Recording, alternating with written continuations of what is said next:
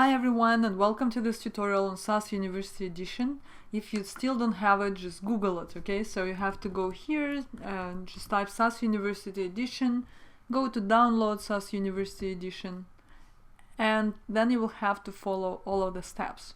Like choose your operating system, 1 second guys, yes, go for example for Windows. And then guys, you have to follow like all the steps. They have information as a PDF file here. They also prepared like video tutorials on how to install it. So the idea is that you have to actually download the VirtualBox, and then you will have to download SAS. And on your computer as well, you will have to create a folder that is called SAS University Edition. And there you will have to create my folders, and then you will have to share them with your VirtualBox. So that's the idea, that's how it works.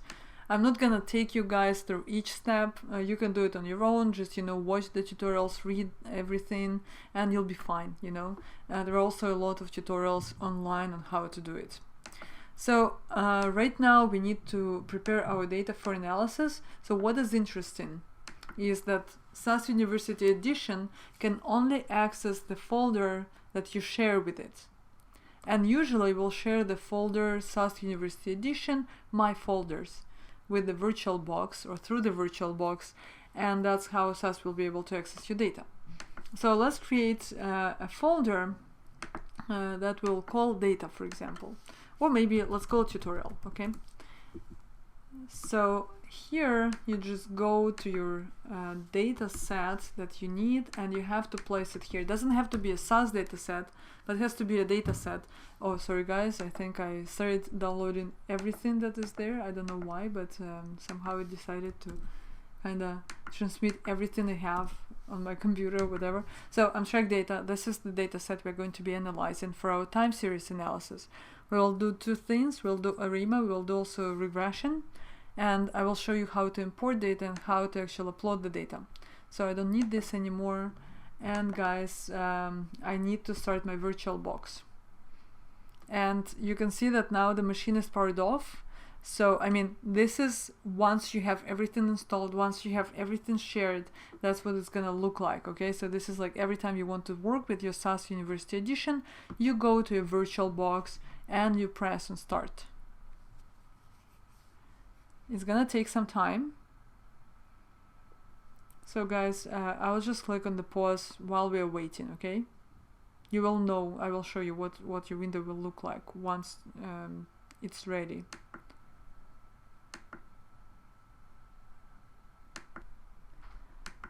Okay, so my system is ready to start, and this is guys what you're gonna see, and it's gonna direct you towards localhost localhost 180, and please don't close any windows here.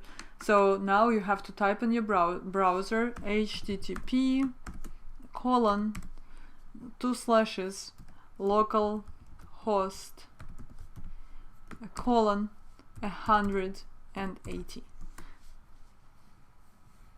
So this machine has always has to be open, okay? Don't close it. So start SAS Studio. That's how we start working with the program.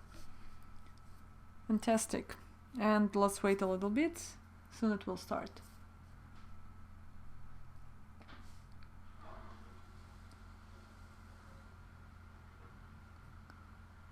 Okay, and a little bit more.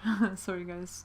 Yeah, so now we have it, and let me just tell you a little bit about what you're gonna see. So on the left you can see the server files and folders, then you can see tasks and utilities, and then you can also see, so this is where you will be conducting your data analysis.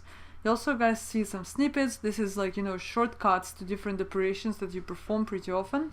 Libraries is where you have SAS data sets, and libraries is where actually you tell SAS where to find your data sets that you're going to be needing.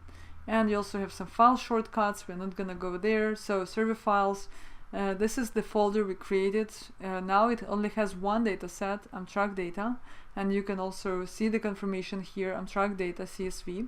And guys, let's run a libname first, okay?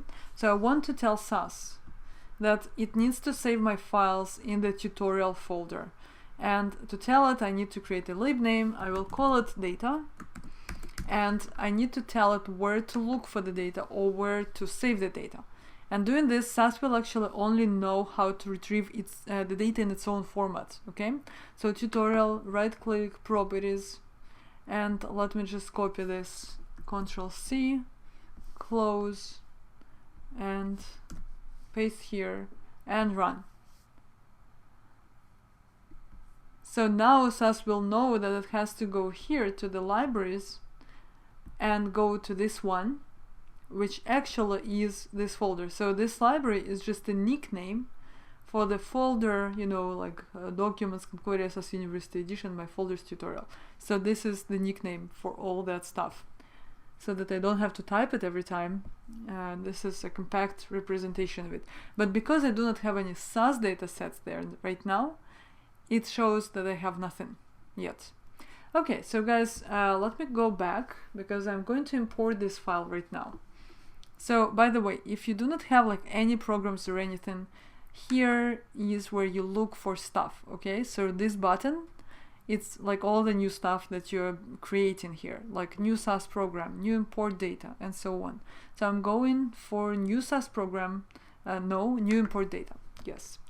The cool feature is that you can, like, once you have your folders open, you can just basically drag and drop your file, and that's gonna be it.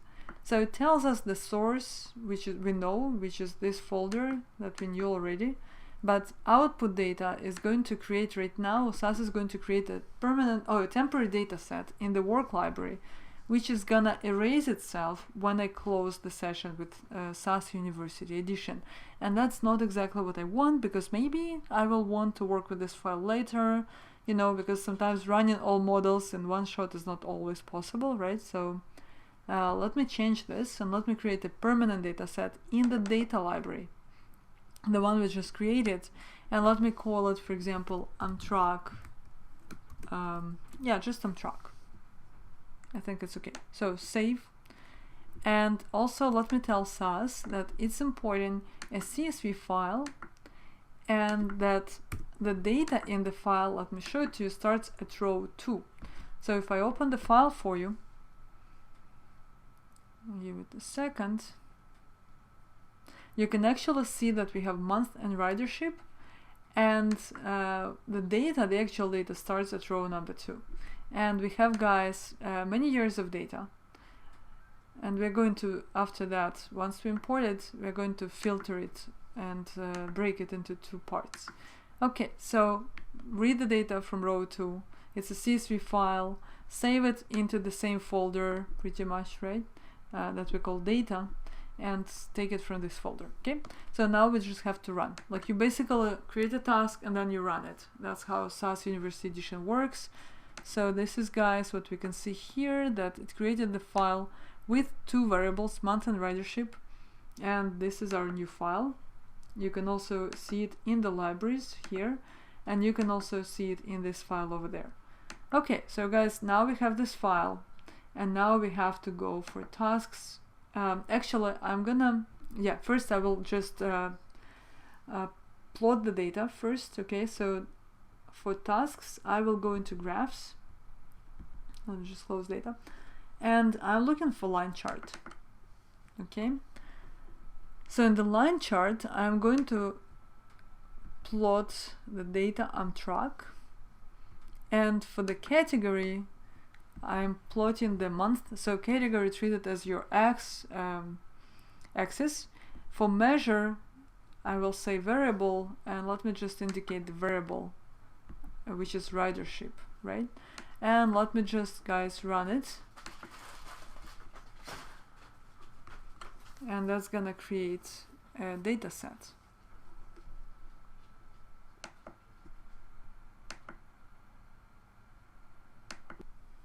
Sorry, I said data set, but actually I meant plot. Okay, so this is our time series plot. We can see that there was at first some downward trend, and then some upward trend. So that's all we need to know. We can also see that we have some seasonality because we see some repetitive patterns here. And that's exactly what we need to know about this data set. So the plan is for us to actually, you know, partition this data into two parts. We need to create a training data set, and we also need to leave some portion of the data as our validation data set. And I'm going to do it here because I tried to do it actually, through the filter option. I'm going to show it to you, but I couldn't do it somehow, somehow like it doesn't know how to read the data properly. So I'm going to just run it quickly here. So data, and I'm creating a new data set in the folder called, in the library called data. So data Amtrak train, I'll call it Amtrak TR. From the data set, data, the library, that is called Amtrak, right? That's, we can also check it here in the libraries. Yes, it's called Amtrak, perfect. And what I want to do, where month equals, oh, sorry, not equals actually, is less than or equal to, and now I have to specify, it's gonna be 01 Mar 2001. So guys, like I checked actually what is the period, so that I actually, what I want to do, I want to keep, I can actually write it in a comment. So leaving out 33 years of data for the validation portion. So this is gonna be our portion, and let me run, hopefully it will work. Okay, perfect. So that did work. Now we have another data set in our library, and we can also check it out. Yes, here it was created. So now guys, we only have 100, we're supposed to have 123 rows. Let me check. Yes, exactly. So this is exactly what we need to fit our model, and then using this data set, we will also be able to forecast the validation data set. Okay, so we do not need to graph anymore. If you guys do not know how to code, you can go to data and choose filter, and there you have a lot of options. So you have to choose your data, you have to choose which variable you are filtering it by, let's say month, then you have to say the month is, let's say, less than or something, value type, you can actually select the value, and then you will have to choose the value. So for example, I'm just going to show you as an example, less than or equal, and then select distinct value, and I'm going to select, for example, this one. I mean, doesn't matter, you can also scroll down, but only shows you like 100 rows. You can see it here. So this is the problem. You can also, guys, create a permanent data set. If you click on the output data set, you will browse, find the library you created, and just give your data set some name. Okay, I'm not gonna do it, but I mean, you can do it. And yeah, so then you will just run and you will have your results. Okay, so this is the idea of the filter as an option. Okay, so now I want to run my ARIMA model. So model and forecasting. Data Amtrak, actually no, because we want Amtrak training data set. So roles, the dependent variable is our ridership. It's actually in thousands, but we just entered it like this. Additional roles, guys, we need to specify a time ID, which is month.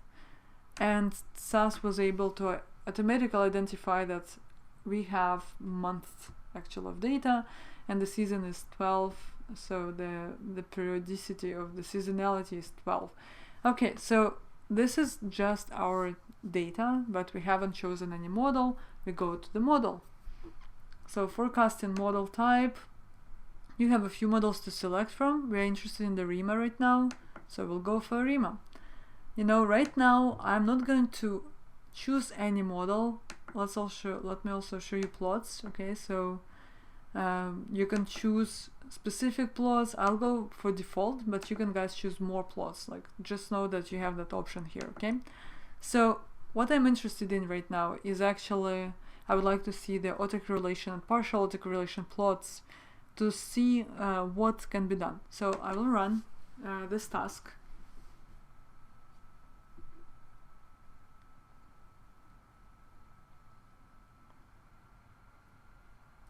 And these are our results. To see them in a new tab, we can click here. Also, guys, you can actually download them as a PDF file, for example.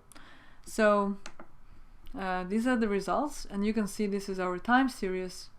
And also, guys, we have some autocorrelation plot and partial autocorrelation plot. And we also have, you know, our VirtualBox test or statistic. So it shows to us that even at lag 24, we have significant correlations, autocorrelations. So this is not good, actually, you know, because actually that's something that you don't want to see in your data, right? And that's a problem. So you can see that our p-value is significantly lower than 0.05. So that means that we have significant correlations, and the ARIMA doesn't work well with this kind of data. So we perhaps will need differencing.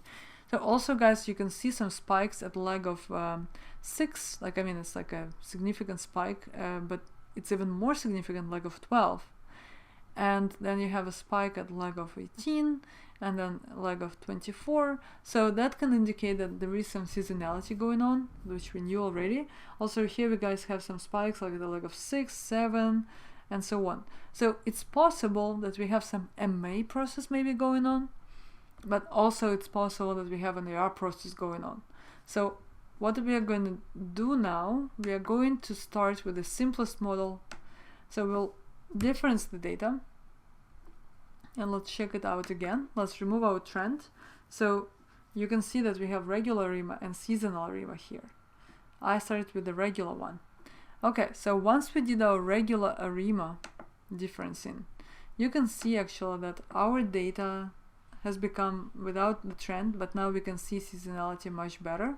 So we can actually go for both. We can go for the AR and MA, like definitely there is some MA process going on.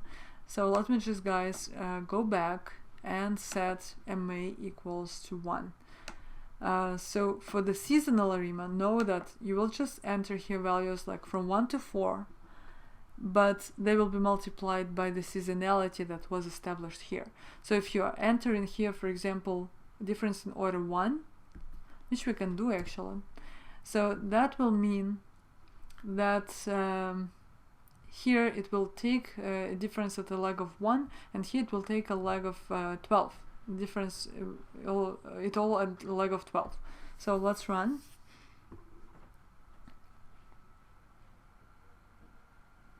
Okay, so now you can see actually that we have somewhat heteroscedastic data here, but we still have seasonal fluctuations. Now we don't know which process to use.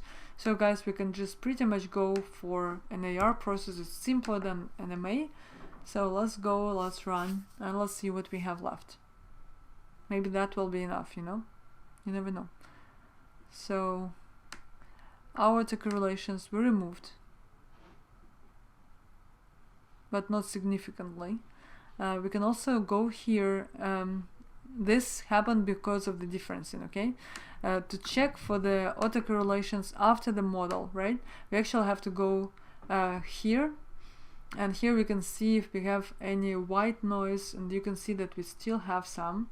We also have a seasonality at 12 present, so that means that actually, guys, we'll have still to continue working with this model to remove it. And MA doesn't work with autocorrelations very well. So let's go for an AR model of 12, for example. So it will be 1, 1, 0, 1, 1, 0, 12, right? So it didn't work, or did it? Yeah, okay. So now we can see actually that we removed our autocorrelations over there. So let me just open it for you. So it's removed our autocorrelations. Let's check here if there are any. Okay, so now finally we don't have any autocorrelations, even at like 6. Perfect. So we don't see any of them here. We do not see them here. White noise probabilities. Our residuals look normal. They all look like, you know, normally distributed with a mean of 0. The Hugo plot is also good. So that's perfect. So this model seems to work for us. We can keep it as is. And Yes, so also guys, yeah, the coefficients, you will go for the maximum likelihood estimation. These are your coefficients that you have. So this is your mu, this is your like intercept, and you also have your AR1 coefficient and your AR2 coefficient, and you also have the information about how many differences you took, right? So the differences that you took are here, 1 and 12. So we differenced the data twice. So this is not all. This is just, you know, the output that you can use to present your data, but you can do much more in SAS Studio. So if we go for options, you can ask to forecast the validation period of 36 months that we kept, you know, that we left out so that we could forecast them later. So that's one thing. You can also navigate between the tabs.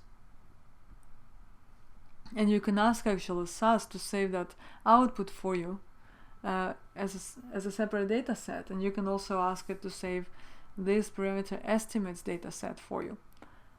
Fit statistics if you want to, the model information data set if you want to, but I would say these two are very, very important. If you want to save them as a permanent data set, go ahead. I mean, it won't hurt. So we can save them as permanent data sets. We can say not out, but we can say forecasts, ARIMA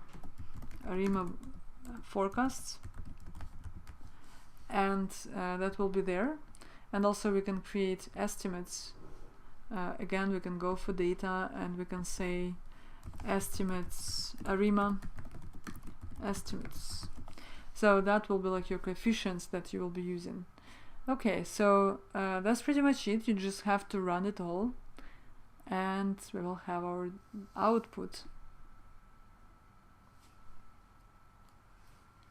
Okay, so again, you saw that output before. The only thing that is new here is that we now have the forecasts, and we have from 124 observation 124 to 159. So these are the forecasts. You also have your confidence limits, you know, and you also have the graph, which is perfect. You know, this is nice, this is good to see.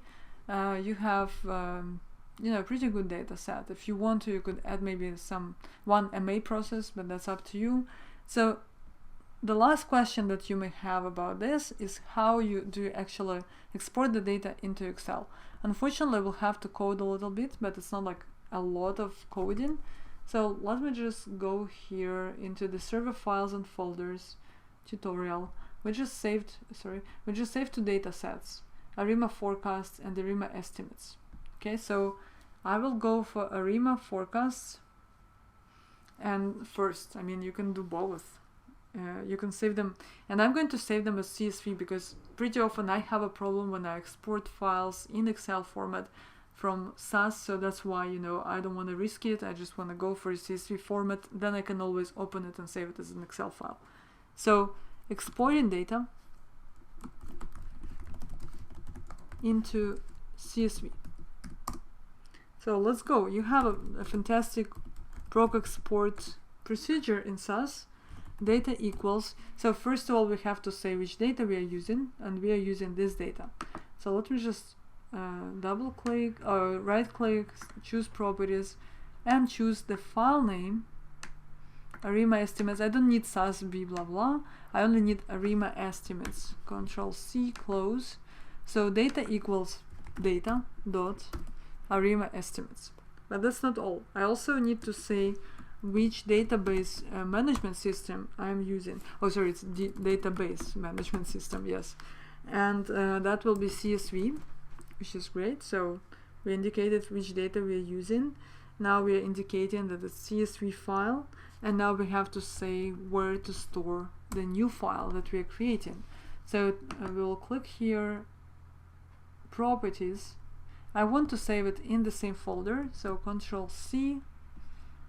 Here, open quotation marks, paste this, add a slash, and give your file, your new file, a name. So let's call it, for example, ARIMA.csv. After that, after the quotation marks, you put your semicolon, and then you just say run. And that's it. You know, this is like not rocket science, honestly. It's very simple. So tell SAS I want to export, proc export from this data set that is in the, let me go to the library, in the library called data, and that is called ARIMA estimates. So data, ARIMA estimates, and it's not, it doesn't have anything to do with data. You could have another library name here. So then tell it which system the file is in, this is CSV, and create this new file for me, right? That's it. So let's run. Like, you won't be able to see it in the libraries, but you will be able to see it here. So here we have our new file called ARIMA CSV. And also here we have our file ARIMA. Let me just open it, and you will see that we have all of our forecasts and other things. So this is, sorry guys, this is our ARIMA estimates. Okay, I used the file with the coefficients. So now let's also use our forecasts. So we have ARIMA forecasts, and we are gonna also import it. Code. So here, if I click on program, I have code, log, results, output data. I need to go back to code, and I will do the same. So proc export data equals data dot, and again, if you look at the library that we are using, data, we have ARIMA forecasts. I can just right click on the file, say rename, and copy the file, you know, and not rename it actually. Data, ARIMA forecasts, database management system, CSV, out file, and the location is going to be identical to this one. It's just the name of the file is going to be different. So I'm copying everything that I previously inserted. If you don't know where, go to your server files and folders, find the folder where you want to save it, right click on it, properties, copy exactly the location. And remember that before the name of the file, you have to put a slash. That's important. And let's call it ARIMA forecasts.csv. Remember to put your semicolon, that's important, and just click run. And now we'll create that second file. Let me just select it because we have already created one. Okay. So now let's check, because we should have that new file. Yes, it's here. So ARIMA forecasts. Now you can see first of all that when we ran our ARIMA, we lost almost like a year and something of the data, a year and 1 month, because of the lags that we were using. So let me just make it, sorry. Let me just freeze the first row, guys. Okay, I have like 2 Excel files open. Okay, so view, freeze panes, and freeze top row. So I just really want you to see what I have here. Okay, so yes, we have ridership forecasts, and then we also have like, this is the lower limit, this is the upper limit with a 95% confidence interval. And like this is the interval forecast, and this is your point forecast. So you can see that even though we do not have any data for ridership, we were still able to run our forecasts over there. So in the other file that we exported here, ARIMA, you have all of the coefficients that were used, you know, to create your ARIMA model. And I spoke about it in a file, in a video about SAS.g. So you can go there and you can check out how the coefficients are used, you know, to create your forecasts and stuff like that. So here you have your mu coefficient, you also have your ARIMA 1, ARIMA 2, and also remember guys that we differenced it twice, right? We differenced it at the leg of 1, at the leg of 12. And also here it tells you, right? So this is the first coefficient for AR1 at the leg of 1, and the second one is at the leg of 12, because we were removing the seasonality. So that's guys pretty much how it works for ARIMA. Now let me also show you really quick how actually you can do it for the linear regression, but I will create a new video for that. Okay, so let me just guys go here and